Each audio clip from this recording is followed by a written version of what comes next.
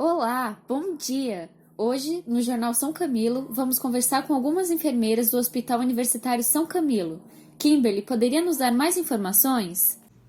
Olá, Camila. Bom dia a todos que estão nos assistindo. Estamos aqui no Hospital Universitário São Camilo com a enfermeira Milena, Bárbara e Thalita, que vão falar um pouco mais sobre a administração e o seu impacto no paciente e na dinâmica da enfermagem. Bom dia, enfermeiras! Nós estávamos conversando antes de começar a gravação que a administração requer muito cuidado. Vocês podem falar um pouco mais sobre? A administração trata-se da aplicação de medicamentos no organismo através de uma das vias possíveis, IM, SC, EV, VO, de acordo com a proposta terapêutica. No entanto, é uma etapa realizada de forma corriqueira por profissionais de enfermagem e, por diversos motivos, pode ocasionar falhas. Certo. E o que é considerado uma falha ou erro? Considera-se falha a administração não autorizada, o atraso na administração, a ausência de registro, a diluição, a dose, forma farmacêutica, o medicamento ou paciente, técnica e via errada, erro de preparo e entre outros. São muitas coisas que precisam ser checadas antes do medicamento ser administrado. Realmente, são muitos aspectos a serem considerados. De forma geral, como evitar que essas falhas ocorram na administração? Nós seguimos o que é chamado de os 9 certos: paciente, hora, via, dose e medicamento certo, anotação correta, compatibilidade medicamentosa, orientação ao paciente e direito à recusa do medicamento. Eles se tornam a administração mais segura. Exatamente. Para confirmarmos todos esses dados, comparamos a identificação do paciente, fornecida pelo mesmo ou pela pulseira, com a prescrição médica. O medicamento se confirma através da leitura do rótulo, comparando-o com as informações da prescrição médica. O mesmo ocorre com a via e a dose certa. A orientação é extremamente importante. O paciente deve ser orientado sobre todos os itens citados, além da finalidade e os efeitos colaterais. Lembrando que em relação ao medicamento, existem outras questões. Um dos erros mais comuns em relação ao medicamento está relacionado à prescrição com letra ilegível, ou seja, que o paciente não consegue ler, que dificulta muito o nosso trabalho. Existem também os medicamentos Sonde-Alic, que possuem pronúncias semelhantes, e os Luc-Alic, que são semelhantes na aparência. E para evitar erros, uma das recomendações é o armazenamento em locais distantes um do outro, porque há um alto risco de trocar as medicações no momento de administrá-la. Os medicamentos possuem nomes genéricos, substância ativa e comerciais, que são as marcas. Para minimizar as confusões, é útil usar só os nomes genéricos. Existem também os medicamentos potencialmente perigosos, que devem ser levados muito a sério.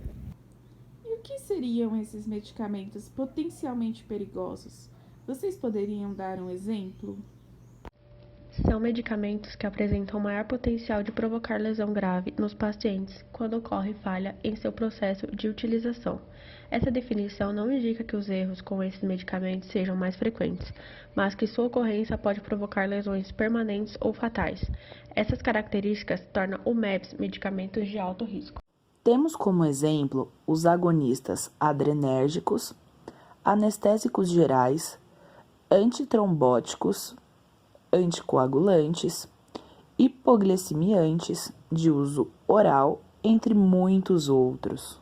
Certo. E quais seriam as possíveis soluções para o uso correto desses MPPs? Todas as práticas adotadas para melhorar a segurança de uso desses medicamentos potencialmente perigosos devem se apoiar em princípios básicos de segurança que minimizem a possibilidade de ocorrência de erros. Tais práticas consistem fundamentalmente na simplificação e padronização de procedimentos. Como, por exemplo, introduzir barreiras que minimizem a possibilidade de ocorrência dos erros, como empregar seringas especiais para administração de soluções orais com conexões que não se adaptem em sistemas de administração intravenoso, a adoção de protocolos e padronização da comunicação sobre os tratamentos, como recomendações específicas para se evitar o uso de abreviaturas, padronização dos medicamentos e doses, reduzindo a dependência da memorização e permitindo a execução segura de procedimentos. Divulgação da lista de MPPs disponíveis na instituição e fornecimento das informações técnicas, tais como as doses máximas permitidas, além da adoção de rotinas de orientações de pacientes para melhorar a segurança dos tratamentos implementados. É muito importante revisar continuamente a padronização de MPP. A redução do número de apresentações farmacêuticas dos MPPs na padronização é uma alternativa. Não se deve esquecer de usar procedimentos de dupla conferência dos medicamentos. Para que isso ocorra, é importante empregar a dupla conferência independente, na qual um profissional revisa o trabalho realizado por outro, e empregar o uso de código de barras que permite a dupla conferência automática. Além de incorporar alertas automáticos nos sistemas informatizados, é outra alternativa, como implantação de prescrição eletrônica e disponibilização de bases de informações nos programas de prescrição e dispensação para alertas sobre situações de risco, incluindo limites de doses, interações medicamentosas e histórico de alergia do paciente. Existem também os fatores de risco para incidentes relacionados a medicamentos. Quais seriam esses fatores? Ao tratar de um paciente, deve-se pensar nele como um todo. Alguns são mais vulneráveis a erros de medicamentos, como as gestantes, os que possuem insuficiência renal, bebês, crianças, pacientes inconscientes e até mesmo os que têm problemas de memória.